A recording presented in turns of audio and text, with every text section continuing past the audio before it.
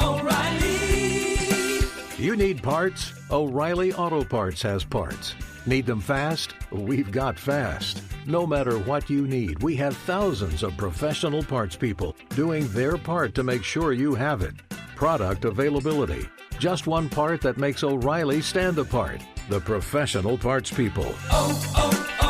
O'Reilly Auto Parts.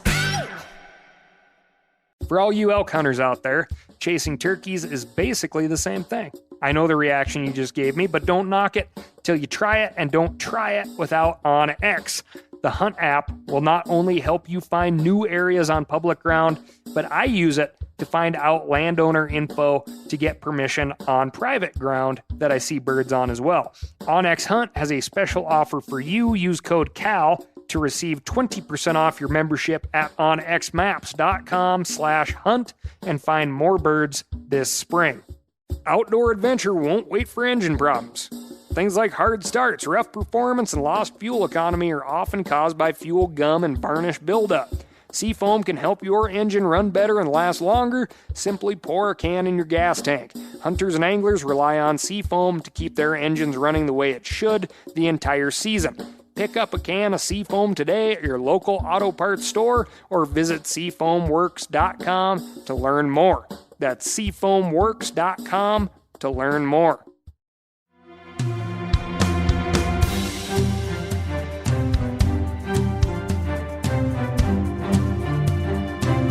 From MeatEater's World News Headquarters in Bozeman, Montana, this is Cal's Week in Review with Ryan Cal Callahan. Now, here's Cal.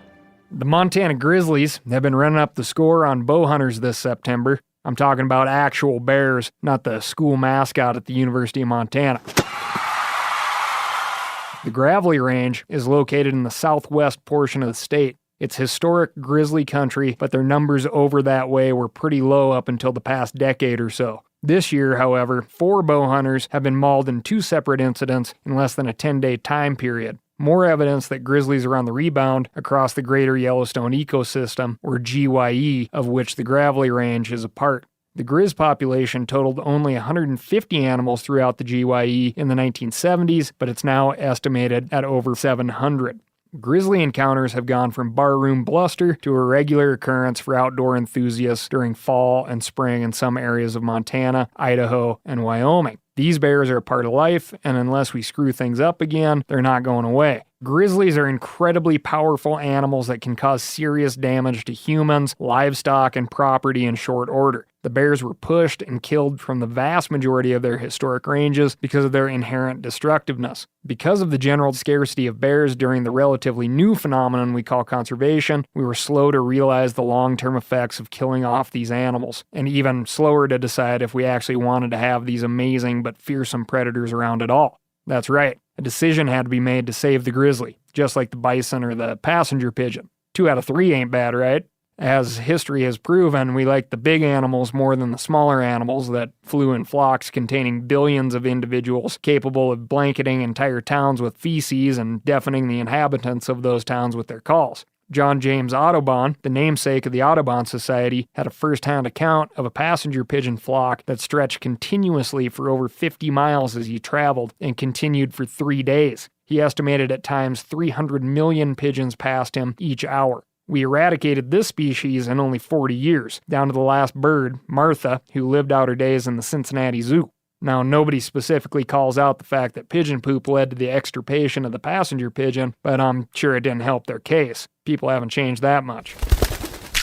But, back to grizzlies. I, for one, think that having these bears in the woods has enhanced my outdoor experience. Growing up in Montana, I spent a lot of time in the woods, and all that time has provided exactly 3 genuine close calls with exactly 8 grizzlies and a handful of other run-ins that were just a bit too close for comfort. But neither I nor anyone else in my party have been scratched up or stomped on by one. I imagine my opinion of bears might be different if something like that had happened, but then again, maybe not.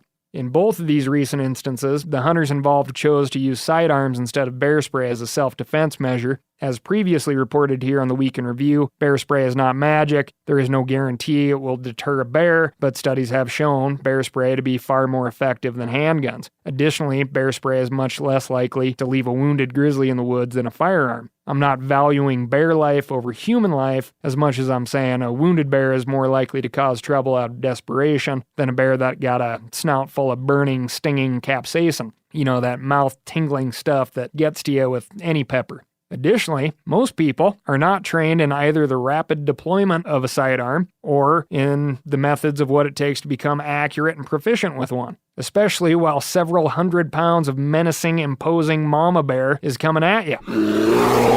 Most folks would call that a stressful situation. As I am no firearm expert, I thought I would reach out to one. A friend of mine, a Major Taylor, United States Marine Corps, retired. Just to touch on his bona fides, he was 8 years as a Marine Special Operator, aka a Marine Raider. In brief summary, he relayed to me that during Special Operators basic training, they will spend 1.5 months out of 9 months just training on rifle and pistol. 2 weeks rifle, 2 weeks pistol, 2 weeks combined. To qualify and move on in the program, they must engage human targets at 25 yards, transitioning from rifle to pistol. That's draw, put 2 pistol rounds in a 6-inch circle in 2.5 seconds. Keep in mind that this is training you get before you get assigned to a team. Once you get assigned to a team, the training gets more frequent and more in-depth. Now, you may be thinking to yourself, well, what's that got to do with me? These folks that go through that type of training are the pros. But isn't that how we like to think of ourselves in the woods?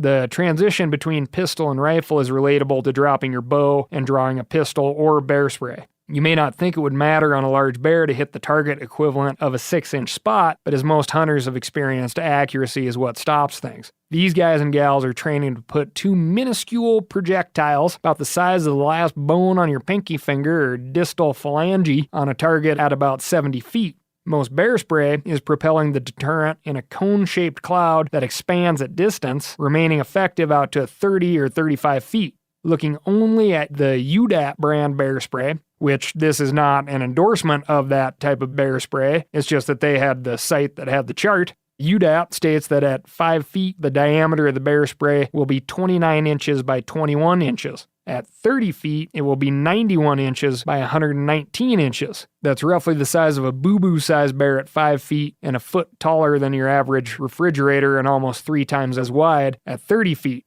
That's bigger than your average bear.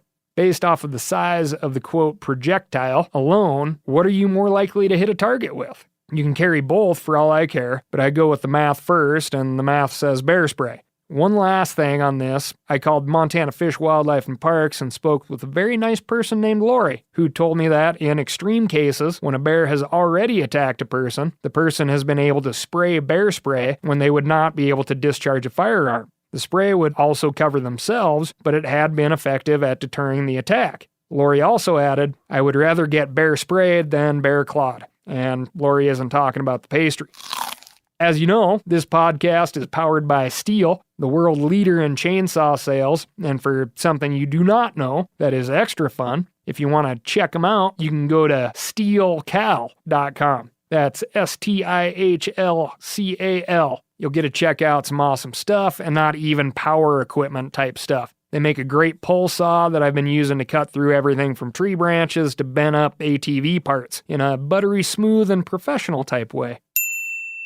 This week, we've got porpoises, birds, and evil HOAs, plus a bunch of other fun stuff. But first, I'm going to tell you about my week. If you've been following along, you know that I've been to the beautiful state of New Mexico, and now I'm back. I will not take you through all the details of those travels. I'll just tell you to go and read them. Go check out the article, Love and Loss, Cal's New Mexico Elk Hunt at themeateater.com. I tried my best to hold nothing back and give the real details of what can happen during a hunt, the loss of an animal that's been hit.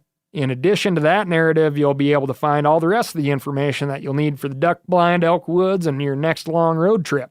Since I brought it up already, I thought I'd tell you real succinctly about the first time I got charged by a grizzly bear, just so nobody in the gravelly range thinks I'm picking on them without a leg to stand on. So way back when, after a few months of nonstop grinding, I had a day off, and being as it was spring and there had been a fire up on Marias Pass, I headed that direction with my 2 yellow labs to see about some mushroom picking. It was far too early for mushrooms, but that and the possibility of finding a moose shed was the excuse I had to head into the woods. I had the normal stuff one goes into the woods with: water, backpack, the ability to make fire, some food, and I had a Springfield Arms Model 1911 45 caliber pistol on my hip. The girls being my 2 yellow labs, they were sisters and almost never apart, headed up a random ridge off of Skyland Road on Marias Pass. The ground went from half-frozen grass and mud to mostly solid snow, which would occasionally break and send a leg to post hole down about 18 inches or so. My path took the girls and I into a small patch of green timber about the size of a school bus. These dogs of mine were phenomenal bird dogs, and I was always training them. Consequently, I had them staying steady at heel. Fish, the bigger of the two, always on my left side. Scout, the troublemaker, always on the right. I think it was ultimately very lucky that this was the case, and I had spent the time training these dogs as we stepped into this small, oblong thicket of timber. As soon as we did, I caught movement, a fast flash of golden hair. Part of my brain said, "Bull elk." The other part said, "You know damn well that's not a bull elk." What I saw flashing through the trees was a small, I guessed first-time mama grizz. Beyond her, I could see and hear 2 cubs of the year absolutely hauling their fuzzy rear ends as fast as they could go in the opposite direction, which was good. Maybe Mom would follow. What was bad, I guessed, was that the cubs were screaming their heads off as if, like in that old Charlie Daniels song, Uneasy Rider, their heads were on fire and their asses was catching. Mom would ultimately charge the girls and I 3 times. Each time she would come a little bit closer. I don't know exactly how close she got, but I distinctly remember thinking that if I had my fly rod in hand, I could have reached out and poked her in the eye when she hit the brakes in front of us on the last charge. I also very distinctly remember thinking, wow, this is it. This is really going to happen.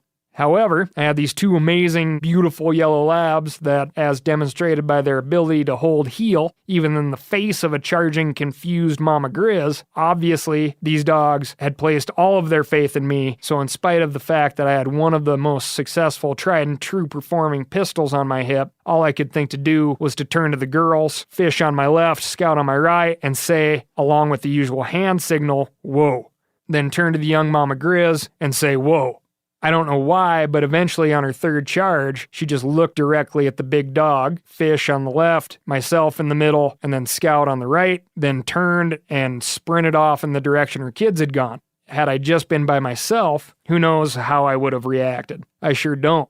A recently produced analysis of bear attacks combined by Smith and Herrero of BYU and the University of Calgary. I'll let you guess which one of these guys is from BYU. That's a bad joke because everybody knows Joseph Smith, founder of Mormonism, and the guy from BYU is named Smith. Moving on. These guys looked at documented bear attacks from 1880 to 2015. It's really great work and fascinating. Not all the way through their findings, but as they pertain to the story I just told, individual bears make up the majority of attacks, so the family group I encountered would be in the minority of attacks at 32%. And, as it turns out, when domestic dogs intervene, they manage to terminate the attack 47.5% of the time. Although, they also found that domestic dogs instigated the attack 12.5% of the time. I'm not sure if this makes a case for dogs in the woods or not. O'Reilly Auto Parts are in the business of keeping your car on the road. O'Reilly Auto Parts offer friendly, helpful service and the parts knowledge you need for all your maintenance and repairs. I don't know if you stopped in at an O'Reilly lately, but I use one because we have one right not too far from my house. People there are super helpful. I don't care if I'm getting boat batteries, car parts, whatever. Love those guys. They got thousands of parts and accessories in stock, either in-store or online, so you don't have to worry if you're in a jam. The team at O'Reilly Auto Parts can test your battery for free, in or out of your car. If it needs to be replaced, they'll help you find just the right battery for your vehicle. If you need your windshield wipers replaced, a brake light fixed, quick service, they'll help you find the right part or point you to the nearest local repair shop for help. Whether you are a car aficionado or an auto novice, you will find the employees at O'Reilly Auto Parts to be knowledgeable, helpful, and best of all, friendly. The professional parts people at O'Reilly Auto Parts are your one-stop shop for all things do-it-yourself auto, You can find what you need in-store or online. Stop by O'Reilly Auto Parts today or visit us at O'ReillyAuto.com/meateater. That's O'ReillyAuto.com/meateater. For all you elk hunters out there, chasing turkeys is basically the same thing. I know the reaction you just gave me, but don't knock it till you try it, and don't try it without OnX. The Hunt app will not only help you find new areas on public ground, but I use it to find out landowner info to get permission on private ground that I see birds on as well. OnX Hunt has a special offer for you. Use code CAL to receive 20% off your membership at onxmaps.com/hunt and find more birds this spring. Now, a lot of you guys are familiar with the old hunting tradition of eating, some organ, the heart or a chunk of liver off the first animal you kill. I had that when I was a little kid, and it was a big deal.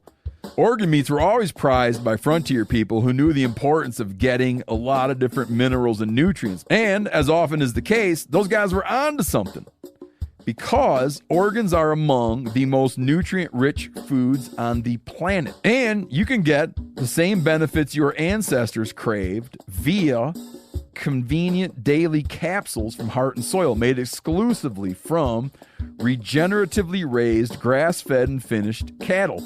Heart and Soil's unique freeze-drying process means all those important nutrients are trapped in, ensuring you experience every one of the benefits of nature's superfood in a clean, convenient, taste-free capsule. Find out more at heartandsoil.co. And make sure to use code MeatEater for 10% off your purchase. That's heartandsoil.co. Use the code MeatEater. If you're sick of my personal stories, that's too bad. This next one is really short and it'll lead into one of my favorite topics, public access. On my way back from New Mexico, I got a text from a neighbor telling me that I hoped I didn't need my truck when I got back from wherever I was. Along with the text was a picture of my truck parked in front of my place as I'd left it, but now it was behind traffic cones and caution tape. It seemed that the parking lot had gotten repaved while I was away, and they just went ahead and repaved around my truck, which was fine, but it left the truck inaccessible until the asphalt cured up. When I eventually got home, the truck was still in quarantine, and there was a note on my door informing me that this repave was going to happen and I should move my truck, which, if I would have been home, would have been no big deal. But what got my hackles up is we all pay into a homeowners association, or HOA. The idea being is that you collectively throw cash into a fund and folks get paid to take care of things like, repaving the parking lot, I guess. So what irked me was that I get emails all the time telling me to pay my bill, but I never get any useful prior notice that my truck needed to be moved or else it would be paved in. Totally mundane, boring, who really cares stuff, but the telling you of my menial situation allows me to tell you about some truly nefarious stuff a few other HOAs are involved in. Things that if you are a person who loves general freedom and access to public ground and water, need to know about. Such as, right now in Anchorage, Alaska, the story of Campbell Lake is unfolding. Campbell Lake is a lake which, according to Alaska state law, is public if you can access it. The state of Alaska, in order to make Alaska more appealing to potential new residents and taxpayers, has fantastic access laws that state free access to the navigable or public waters of the state, as defined by the legislature, shall not be denied any citizen of the United States or resident of the state, except that the legislature may, by general law, regulate and limit such access for other beneficial uses or public purposes. The legal definition of navigable waterways in Alaska, as adopted by the legislature: navigable water means any water of the state forming a river, stream, lake, pond, slough, creek, bay, sound, estuary, inlet, strait, passage, canal, sea, or ocean, or any other body of water or waterway within the territorial limits of the state or subject to its jurisdiction that is navigable, in fact, in any season, whether in a frozen or liquid state, and for any useful public purpose, including water suitable for commercial navigation, floating of logs, landing and takeoff of aircraft, and public boating, trapping, hunting waterfowl, and aquatic animals, fishing, or other public recreational purposes. And furthermore, that the section lines, the giant Jeffersonian grid system that so much of the West is framed by are also public easements. A section line easement is a public right-of-way, 33 to 100 feet wide, that runs along a section line of the rectangular survey system. Section line easements in Alaska fall under Revised Statute 2477, commonly referred to as RS 2477. According to the Department of Natural Resources, all 33 and 66-foot wide section line easements were acquired by the state under RS 2477, regardless of whether trails have been developed along them. Also, 50 and 100-foot wide easements along section lines have narrow RS 2477 rights-of-way inside them. An RS 2477 right-of-way is a type of public easement that the state of Alaska required under a long-standing federal law. Which, if you like to hunt and fish, this is one heck of a pro-access, pro-getting-after-it law. The rest of this story you can find at the Alaska Landmine, home of Explosive Alaska News. It's a really fantastic piece of journalism, and I'll let the authors speak for themselves, so go check it out. If this access issue is just too darn far removed from the lower 48, as I've found most Alaskans like to think of themselves anyway, take a look a little bit closer to home, my former home to be exact, the Wood River Valley of south central Idaho. Right now, another HOA is fighting an easement that allows public access to the Big Wood River. The Big Wood is a famous river for a number of reasons, but mainly because it cuts its way through the original jet-set ski destination for the rich and famous Sun Valley. And Hemingway himself fished, hunted, and eventually killed himself just a stone's throw from its banks. The Aspen Lake Subdivision HOA is fighting a public easement that provides access to the Big Wood River. In the state of Idaho, navigable streams are public domain below the high water mark, which makes these types of easements doubly important for freedom-loving folks that love to go check out the outdoors and need access to them. This is not some horrible infringement of private property rights, as the entire subdivision would not have existed, as in it never would have been allowed without the easement in question. While Aspen Lakes Drive and the land around it are private, the public, quote, shall have access to the roads and river, according to a plat note written when the subdivision was established in 1979. As part of the agreement, the county maintains a 15-foot easement parallel to the east bank of the Big Wood with 2 public paths to get there. And it has access to an 80-foot right-of-way along the street itself. Despite this, Aspen Lakes HOA is towing vehicles and doing its best to fight public access. Just like the case of access to Campbell Lake and Anchorage, and having nothing to do with my own HOA issues, the reason I bring this up is easements are incredibly important to public access, to public lands. And as we can see, they're volatile things that can be fought in court even when in the wrong, like in the Wood River Valley. This land belongs to all of us, yet time and time again, the very few have proven that they are willing to fight these easements in order to make their short times here on Earth somehow better. Conservation is making things better for the next generation, something we all need to keep in mind, something Hemingway did when he was in that valley, and something the state of Alaska tried to ensure before it was even a state. So once again, if you like to do anything in the out of doors, write an op-ed, call a state senator, and let them know you demand that these easements, or a reasonable replacement that provides the same or better amount of access, are established or maintained. Any access issue, be it in your backyard or 5 states over, affects all of us. We need to behave that way. Moving on, we've got a lot to cover. Let's jump over to our ornithology desk. Do you feel like you're hearing fewer birds in the woods than you did when you were a kid? Well, according to a new study published in the journal Science, you probably are. Since 1970, the total number of breeding-age birds in North America has dropped by nearly 3 billion. That's billion with a B. The researchers who worked on this study looked at numerous bird surveys. Then they cross-referenced those survey results with radar data from weather stations, which pick up flocks of birds while scanning for storms. Their results estimate that North America has lost 30% of its birds. Grassland birds, forest birds, shorebirds, sparrows, warblers, blackbirds, and finches are disappearing in the largest numbers, averaging a 40% loss. But it's not all bad news. Raptor numbers are up since we quit spraying DDT back in the 60s. One takeaway I find particularly interesting is that certain game birds increased. Turkey and grouse numbers are up 25% overall, and waterfowl increased 56% over the past 50 years, a testament to the power of engaged and motivated conservation on the part of hunters. The challenge now is getting people to care about songbirds, shorebirds, and common birds with the same passion that waterfowlers have for ducks and geese. I'm not going to be the one who suggests an open season on warblers and blackbirds, but maybe someone should. After all, in modern times, if you can hunt it, it typically doesn't go away, it increases in population. We're going to wrap up this episode at the Stuff That Swims desk. Everyone is ecstatic about the return of porpoises to the Potomac River, a clear indication that the once near toxic watershed is cleaning up. The fact that all the other news outlets keep mentioning is the porpoises are making new porpoises in the Potomac, a watershed healthy enough to breed in. But still, do you want to drink it? That's a reference to an old joke that fishermen used to make on why they don't drink water. Fish have sex in there.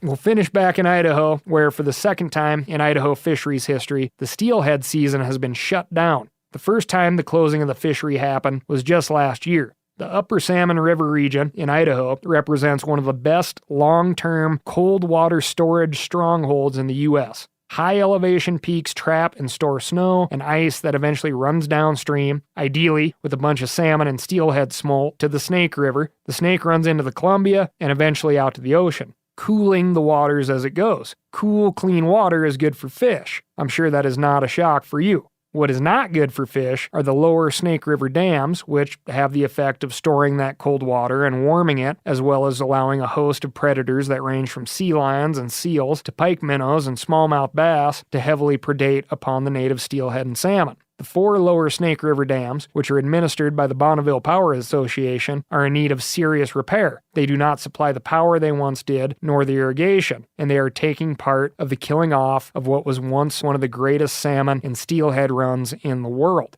So, instead of calling Idaho Fish and Game and asking about fishing, call Congressman Crapo, Risch, and Representative Fulcher's office and ask them. If you think hatcheries will be able to save this situation, this is also the first time that the hatchery at Dworshak will not have enough returns to meet their broodstock requirements ever. Living on a river with no fish just doesn't sound like any fun to me, and there are plenty of folks out there who make their living off of these incredible fish that tumble downstream from snow-choked waters in the Upper Salmon and come back as big, tasty fish in numbers that used to be in the millions. Let's not forget the passenger pigeon. That's all I've got for you this week. As per usual, if you have anything to add to the conversation, like what I'm getting wrong or what you want more of, you can always reach out to me at AskCal, that's ASKCAL, at themeateater.com. If you want more of this podcast, be sure to tell a friend or two and leave me a review by hitting that furthest right-hand star.